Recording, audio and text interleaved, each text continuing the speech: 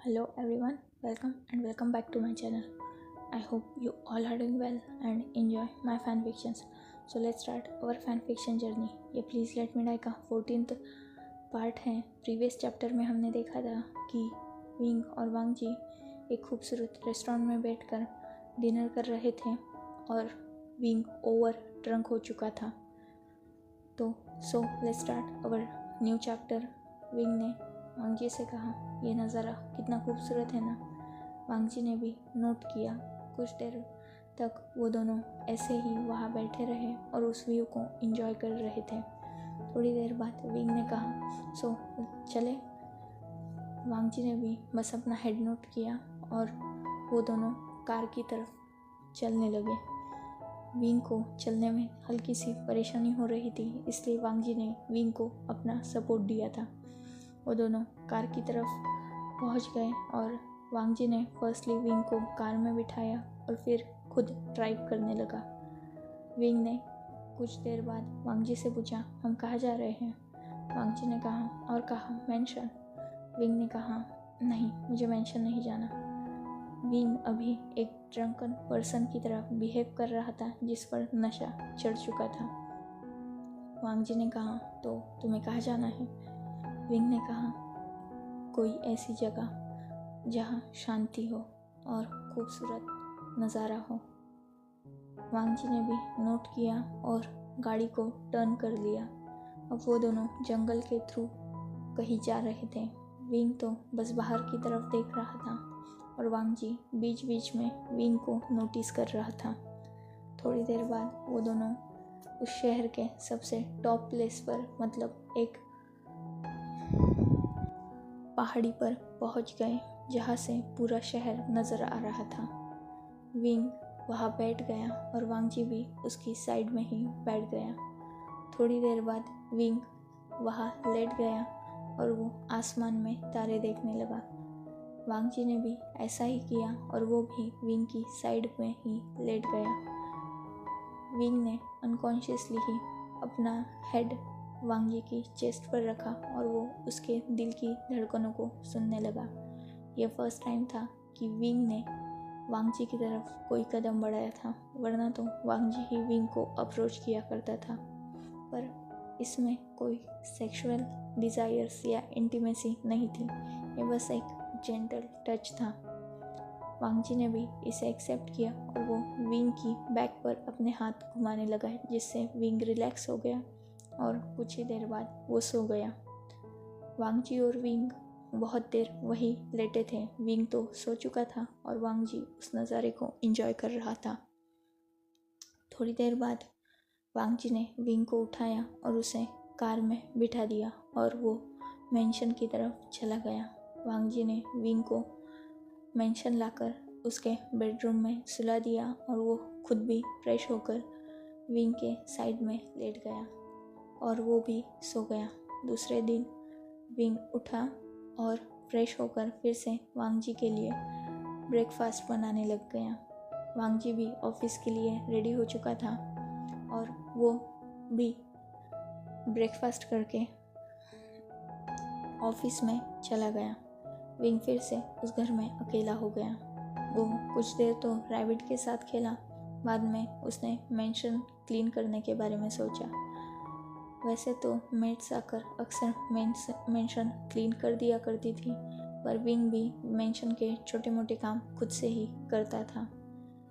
Wing आज सफाई करते करते वांग जी की स्टडी में चला गया और अनकॉन्शियसली ही वहाँ कुछ फाइल्स थी, उसे उठाकर वो पढ़ने लगा. विंग को उन फाइल्स में इंटरेस्ट आने लगा और उसे पता ही नहीं चला कि कब सुबह से शाम और शाम से रात हो चुकी है. वांग जी मेंशन में आया तो उसे विंग कहीं भी नहीं देखा. उसने पहले तो किचन में देखा, पर वहाँ भी विंग नहीं था. उसने सोचा कि हो सकता है वो बेडरूम में हो, और वो वहाँ गया तो वहाँ भी विंग नहीं था. उसने सोचा कि हो सकता है वो रैबिट के पास हो, पर रैबिट्स के पास भी विंग नहीं था. वांग जी अब थोड़ा टेंस हो गया और उसने सोचा कि कहीं विंग भाग तो नहीं गया, पर यह ख्याल वांग जी ने तुरंत ही ड्रॉप कर दिया, क्योंकि पिछले 30 दिनों में विंग ने कभी भी भागने की एक सिंगल कोशिश तक नहीं की थी। इनफैक्ट उसने तो खुद भी इस मेंशन से बाहर कदम रखने की कभी कोशिश नहीं की थी।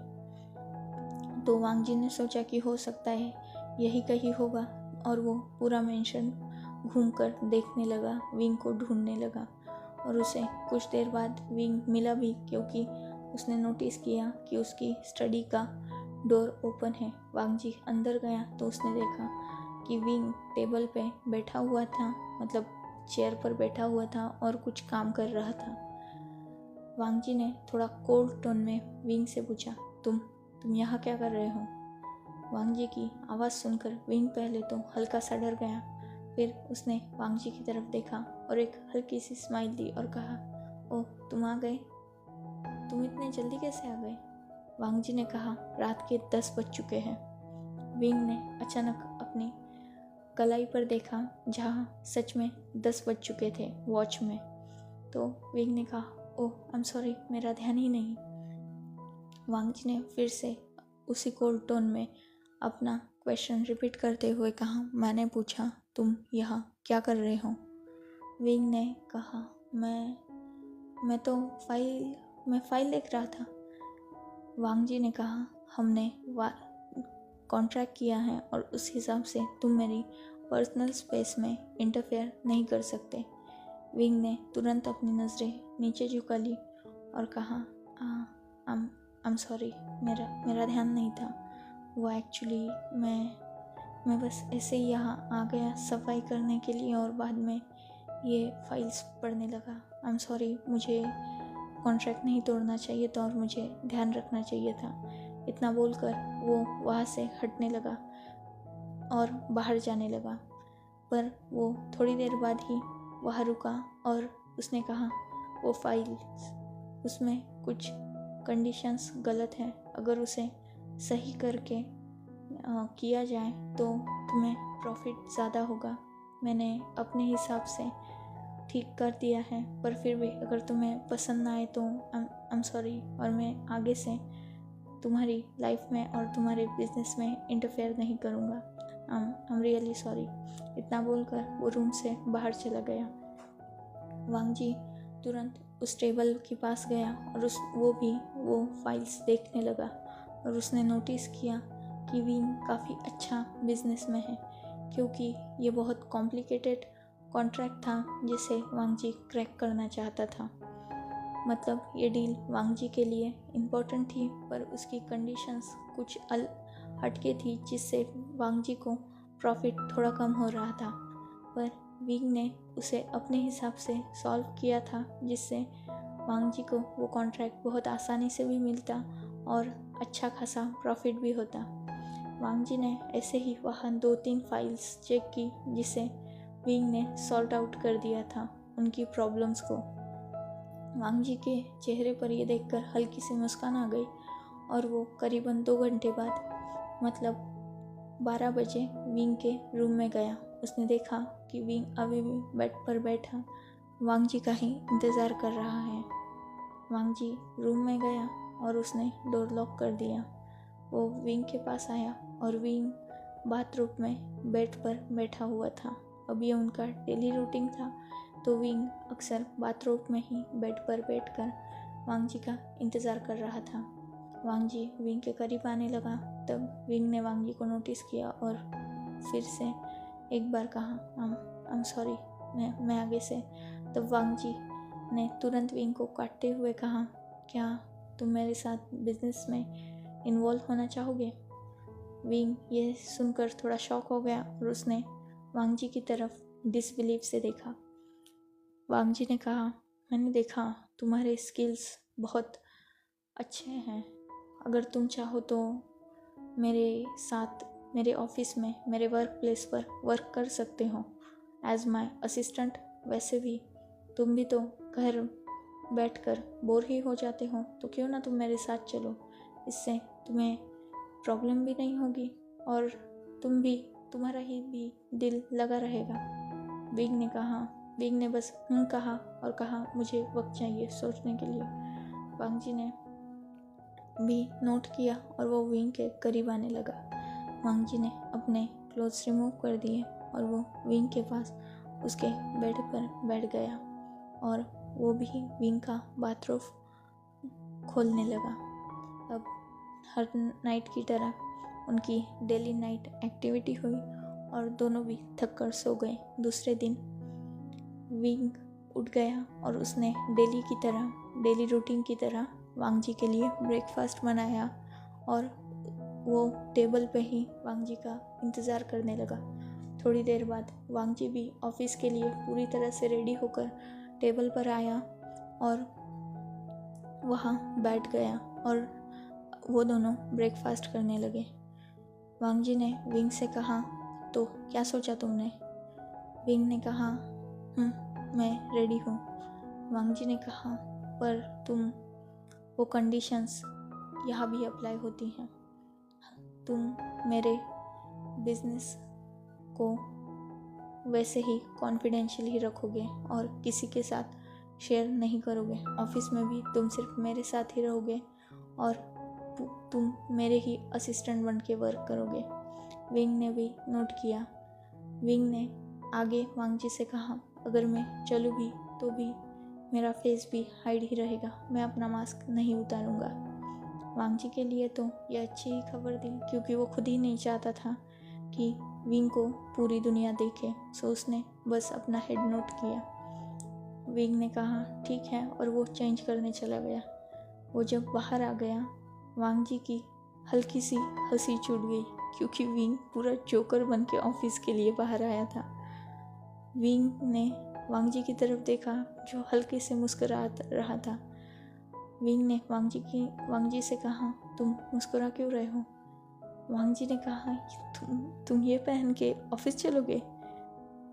विंग ने खुद को देखा तो उसने वांग जी की ही एक शर्ट और एक पैंट पहन रखी थी, जो उसे ओवर लॉन्ग साइज में थी, मतलब वो बहुत ज़्यादा बड़ी थी।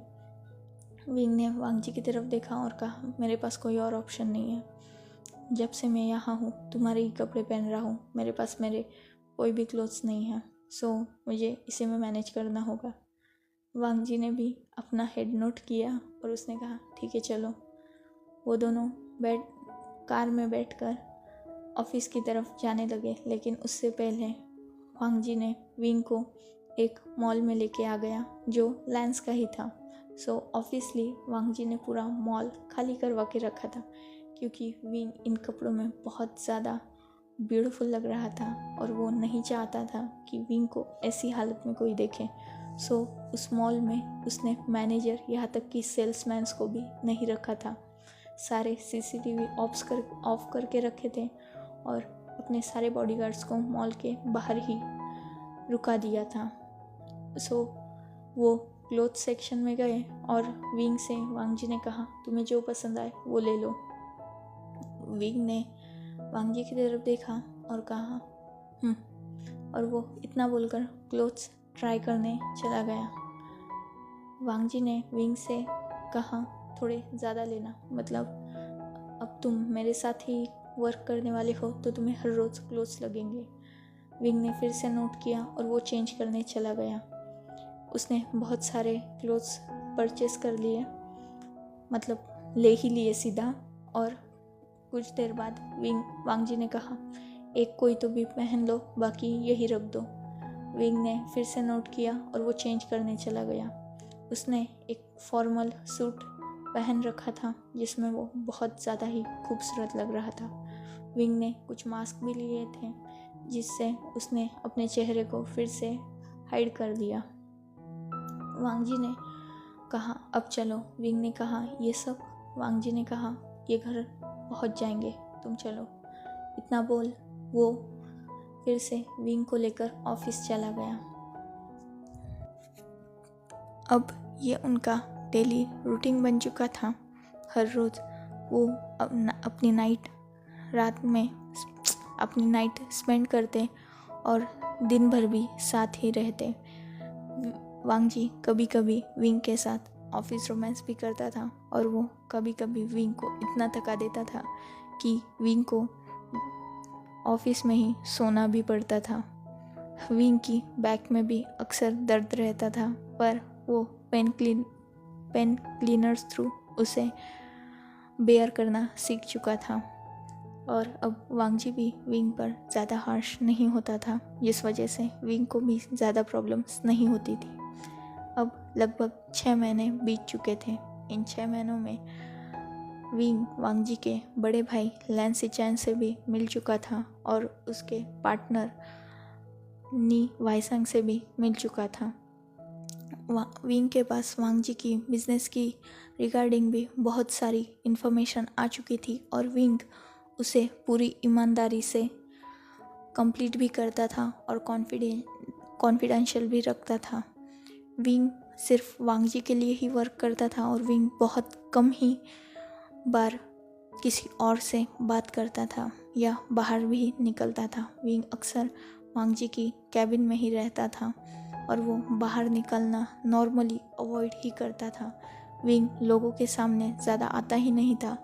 बस सारे ऑफिस स्टाफ को इतना पता था कि वांगजी के साथ कोई ओमेगा है, बट वो कौन है, उसका फेस कैसा है, ये किसी ने भी आज तक देखा ही नहीं था। और वांगजी को भी इससे कोई प्रॉब्लम नहीं थी, ना विंग को थी। वो तो खुद ही हाइड ही रखना चाहता था। उनकी लाइफ ऐसी ही स्मूथली चल रही थी, जहाँ विंग और वांगजी में भी अंडरस्टैंडिंग अच्छी खासी बढ़ गई थी। एक दिन विंग और वांगजी दोनों ही ऑफिस में वर्क कर रहे थे तो वांगजी को एक कॉल आई, जिस कॉल को अटेंड करने के बाद वांगजी अचानक से बहुत पैनिक हो गया। विंग ने वांगजी को नोटिस किया, जिसका पूरी बॉडी स्वेटी हो चुकी थी। विंग तुरंत वांगजी की तरफ गया और उसने कहा, क्या हुआ? वांगजी ने अपनी कांपती आवाज़ में कहा, वो भाई। विंग ने तुरंत कहा, क्या हुआ गगो? विंग वांगजी के बड़े भाई को गग कहता था। तो वांगजी ने विंग से कहा, वो शिचन का एक्सीडेंट हो गया है। विंग ने तुरंत कहा, व्हाट? तो चलो क्या कर रहे हो? वांगजी इतना ज़्यादा शॉक में था कि वो वही स्टंट खड़ा ही था। विंग ने उसे रियलिटी में लाया और वो दोनों भागते हुए हॉस्पिटल की तरफ गए, जहाँ वाईसंग ऑलरेडी ही था और वो बहुत रो रहा था। विंग भी और वांगजी भी उसकी तरफ गए और उन्होंने तुरंत पूछा कि क्या हुआ, कैसे हुआ। तो नी वाईसंग ने बताया कि एक ट्रक ने शिचैन की गाड़ी को पीछे से